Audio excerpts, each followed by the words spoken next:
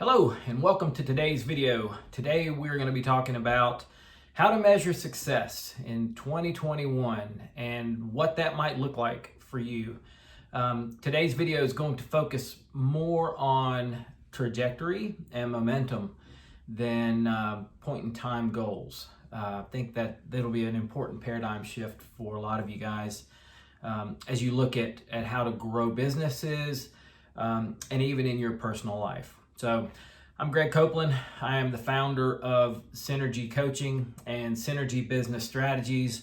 Our goal at Synergy, especially with regard to the Synergy coaching side of things, is to help you live a maximum life. Our Synergy Business Strategy side, which ties a lot into today's topic, is we do some consulting work and help businesses grow and do things a little bit better. So with that in mind, we're going to dive right in, and I want to talk a little bit first about trajectory and momentum and the value that has in our personal lives and within businesses especially. In one of our previous videos, we had actually talked about momentum, and we had talked about how critical momentum is and the fact that they're along the timeline of our lives or the timeline of our businesses' lives, there aren't any stagnant points. We're always either growing, moving forward, or we're moving backwards. Okay, it's not any of these static points. So we always want to have positive momentum and positive trajectory. So as we look at that, I want to kind of outline a new way to look at goals. Okay. And a new way to plan goals and to find success and to define success. And like I mentioned, we're going to be looking at momentum and trajectory as the primary drivers of that. So let's talk briefly about the typical measures of success, that the way we typically do it. We typically will look at what I call a point in time goal. And basically what that means is I want to accomplish X by time Y, and so that's point in time. And you can look at a lot of different ways of that and how that looks for you. All right. So if you're a business, and let's just say that you're a sales manager, you can look at, I want sales of X by the end of Q2. All right. If you're looking at weight loss, you want to lose 20 pounds by July 3rd. You're going on vacation over the 4th. So you want to look good in your swimsuit. So you want to lose 20 pounds by, July 3rd. That's a point in time goal. Okay. You could look at, I want X number of dollars in my savings account by the end of the year, and you can map out plans on how to get there. And these types of goals are great. Okay, we have to have them without putting a number to something and a time to something. Then you really aren't working toward anything. Like we talked about that in setting up our goals, and I think that was in the first video we did. They have to be timely and they have to be specific. So we certainly want those, but today we're talking about measuring success. Okay. So, success is definitely hitting your target. When we set a target out there, that's what we're shooting for. But what we want to create most of the time as we look at hitting those goals is we want to create sustainable change. That's the whole thing. We want to create sustainable habits and we want sustainable growth. Because let's just take each one of those examples. You're not going to stop selling stuff at the end of Q2. You want to keep growing your sales, right? So you get to the end of Q3, you don't want to lose sales. You want to keep momentum. And that's what our focus today is. Today is momentum. We lose 20 pounds by July 3rd. That may be a target that you're happy with and you want to stay with it, but you certainly don't want to go backwards. And you don't want to, go back and then any type of positive habit that you've created, you don't want to lose that, all right, and then revert back and gain that 20 pounds back. So we want a sustainable change, and we want continual change, and we want it to be on an upward timeline. You know, we want to always be growing, and we want to always be improving. So the key, I think, is you know, are we creating the proper habits to win continually? You know, in my years as a coach and as a consultant and as a business leader, I've seen a lot of people that look at point in time targets, and they do things to hit those goals that it turns out they're not sustainable, or they're not healthy.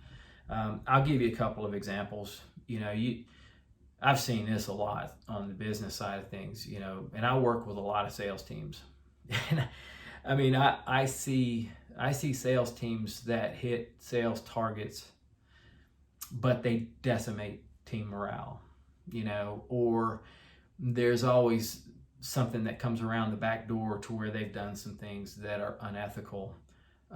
Or if you've got, you know, one killer salesperson that you've been feeding constantly, and then that person leaves the organization, and you're screwed at that point because you've thrown all your eggs into that basket and you haven't developed your other sales team members. So, you know, that type of thing never works for anybody. And that's not what you want to do to build an organization, or to help your business truly grow. And, you know, my focus, like if we were to work together in business, my focus is always on the middle. All right. You know, that's where most of your growth as a team can take place. You know, your top performers are always going to be your top performers. But when we look at the middle, that's usually the area where it's bigger. All right. You've got more people in it. And you can typically find better growth there. It's more sustainable, and it creates a better team. I've seen businesses that look at an annual goal, all right, profitability, and this, I'll tell you, this happens a lot in publicly traded companies that are put under a lot of pressure to meet shareholder demands.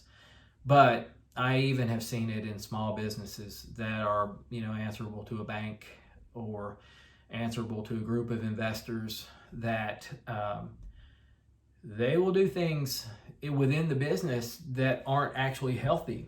Okay, and probably the place where I see it most of the time is they typically will decimate a workforce in order to cut cost. Sometimes that needs to happen. A lot of times, you know, businesses tend to be bloated, but the reality of it is if you cut too deeply, you're killing your business.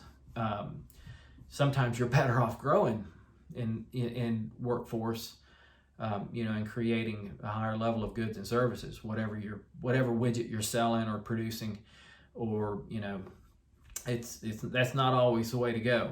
And I've seen that happen a lot of times.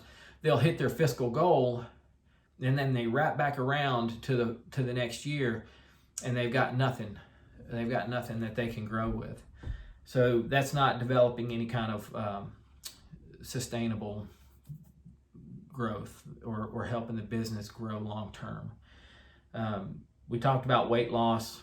You know, you don't want to sacrifice being healthy to hit a 20-pound weight loss goal. I could do that. Like it's January 21st today, and especially if I'm looking at that July 3rd goal of losing 20 pounds, man, I can really make some really healthy lifestyle changes and lose that weight in a very healthy way and create some really healthy lifestyle changes. Or I can starve myself and, you know, make some unhealthy choices, and I could lose 20 pounds within a month. You know, we can all do that, but you're not creating any healthy lifestyle change, and that's not sustainable. What typically happens when people do that, they turn around and put the weight right back on. So we certainly don't want to do that. You know, we want to create healthy lifestyle changes. We want to lose that weight. 20 pounds maybe puts you in an ideal weight, okay? But you still need to have healthy lifestyles and create winning habits, and that's the goal there.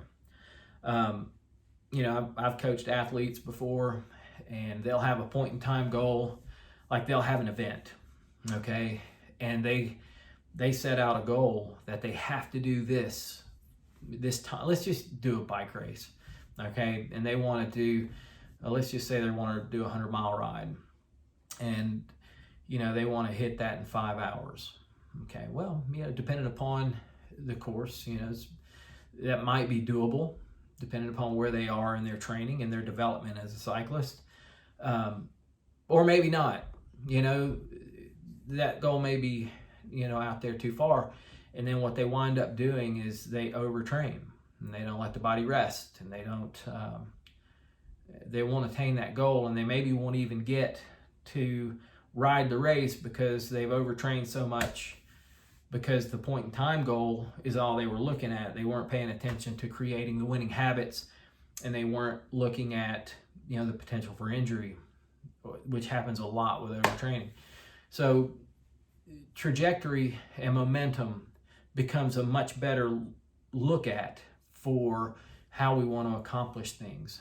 And it's a shame, because when we look at business, most of the time, all of our bonuses, like if bonus structures for salespeople, bonus structures for CEOs and executives are typically based upon point in time. And you could look at executive A versus executive B. All right, and I'm gonna go ahead and flip this slideshow for you here. And I've got kind of like a little business analysis shot here. And so we'll look at the red line as executive A, and we'll look at the purple as executive B. Well, you've got executive A on the red line, and he grows a quarter, he gets hammered a quarter, he grows a quarter, and then he has a slight drop off in Q4. Okay. He hits the goal. Let's just assume that where red line finishes, that's the goal. All right, so he's hit that goal, so he's going to qualify for his bonus. We look at purple line, okay, and the purple line executive, well, he's steady Eddie, all right, but he's always steady in a positive trajectory, and his momentum is always in a positive direction. If I were consulting with this company and we were looking at these two executives, who would you think is the better executive? Which team do you think performs better for the long haul? Which team do you think is actually developing winning habits? In my estimation, is clearly executive B in the purple line. Like if you were to ask me, where executive A is going to land next quarter with as sporadic as his and volatile as that has been, couldn't tell you. I mean, there's no telling. But I could be pretty confident in telling you that, executive B is going to continue growth. And I'll ask you this too. When we talk about teams, which team do you think is happier? Yeah, I can almost promise you it's the team for executive B. That's probably going to be a team that works well together. And morale's probably going to be good. There's probably going to be a lot less turnover. And they're probably learning winning habits, and they probably work well together. A lot of the volatility when you see a pattern like executive A, it could be team morale sucks. And it could be that, it could be an attrition thing, and retraining and attrition and retraining, and you'll only reach a certain point when you do that. If we look at it in terms of personal and the weight loss thing, I can tell you that kind of boomeranging look on your weight loss is certainly not going to be healthy. And we don't want to do that. So anyway, that's kind of a look at momentum and how momentum works. And, that trajectory is what you're looking at. You want to have a good positive trajectory all the time. So as we, look at creating consistent trajectory, we'll jump back to that slide that we were talking about with, the sales department that hits targets while decimating team morale. What can you do better there?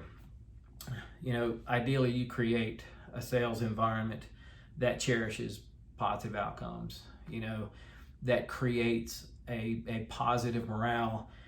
And like I talked about, coaching that middle of the team so that you're not fully dependent upon just one salesperson, and apply an ethical approach to the way you do business. Business ethics is key in everything you do. If you ever want to be successful in business, I'd start with ethics. We talked about businesses that hit annual profitability and goals, while gutting the business. We don't want to do that. So you need to create an environment that looks further ahead than the fiscal year. I can tell you, this is, if I had to, put my finger on one thing in American business that we're not very good at, is we're not very good at looking past the next quarterly report, and it hurts American business. That's not true for all American businesses, but I see it a lot. That businesses are answerable to investors and shareholders, and CEOs are fine, taking a golden parachute and hitting their targets and hitting big bonuses. So I don't think that particular type of bonus structure is good, and we're going to talk about that as I close this up. We talked about weight loss. Just create healthy habits. Long term with weight loss, it is, creating a really healthy relationship with food. And that goes for training and exercise and everything else. You have to create winning healthy habits. So there's your weight loss thing. And then athletes overtraining. I was fortunate enough to be able to coach a lot of young skiers. I used to do a little bit of ski racing, and I ran a racing program at one of the local mountains in Boone, North Carolina. And I think I had probably 70 kids that were in the program. And 70 kids, let's just say we'd go to these races, and there would be 100 kids in an age group category, 100. And you'd have a kid that would have a personal best race he or she's ever had, and come in, let's just say they finished 25th. Well, the kid didn't win, but the kid did win. So there's that growth and continual improvement, and that's what you need to shoot for in life, and especially with athletics. And as we grow older, the competitions are not as much against other people as they are against ourselves. That's where I am now. I'm an age grouper in the stuff that I do, but I don't really look at that. I want to look at PRs, personal records, and personal bests and things like that. So constant improvement's really important to me, and it's important to the people that I work with, whether it be in business or whether it be in athletics, and those types of endeavors. So I think the key is that we want to always make sure that our primary focus and our true measure of success is not the point in time goal. Okay, it's not did we hit that sales number. It's did we create winning habits so that we can sustain growth. Did we hit that weight loss target? Did I hit that BMI target at that point in time? No, I didn't hit that, but I came just short, and I just keep getting better, and I've created these winning habits. That's a win. That's winning. That's creating winning behaviors, and that's really important, especially when we look long term. We do need to measure our outcomes continually, and we always need to make sure we can tweak and do different things as we move along that timeline. But But anyway, I think it's important. And in closing all of this up, I think it's really important that as we look at how we measure success, how do we measure whether we're winning or not winning, I think that it's based on trajectory and momentum. As long as we continue to create winning habits, and as long as we can continue to have positive trajectory and positive momentum in the things that we do, I think that's how you can find a personal winning strategy. So anyway, that's going to be it for today. Thank you for taking the time to listen to this video. Would love it if you would hit a like down below, like the video, and then if you want to subscribe, I think this is our 4th video now. As our content continues to grow, we'll continue to have more and more things similar to this. But anyway, thanks again for sharing the time with me, and have a great day.